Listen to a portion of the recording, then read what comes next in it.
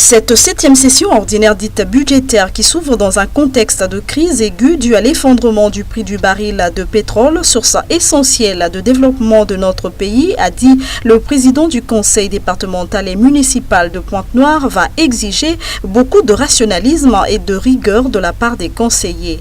8 points ont été inscrits à l'ordre du jour, entre autres l'examen et l'adoption des projets du calendrier des travaux et de la répartition des affaires en commission, l'examen et l'adoption du compte-rendu de la 6e session ordinaire dite administrative du Conseil départemental et municipal tenue du 14 au 23 septembre 2016, l'examen et l'adoption du programme d'investissement exercice 2017 et la délibération s'y rapportant, l'examen et l'adoption du projet du budget primitif exercice 2017 du Conseil départemental et municipal et la délibération s'y rapportant.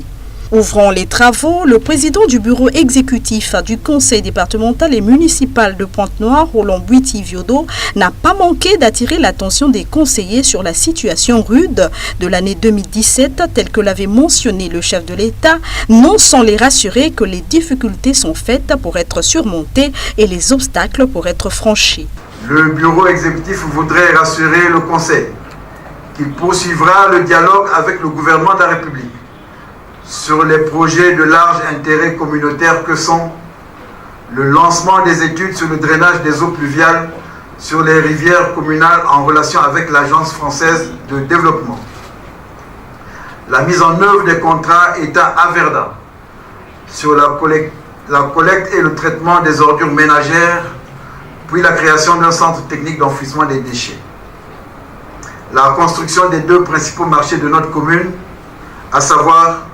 le marché central dans l'arrondissement 1 et le marché de Tiétié dans l'arrondissement 3. C'est ici l'occasion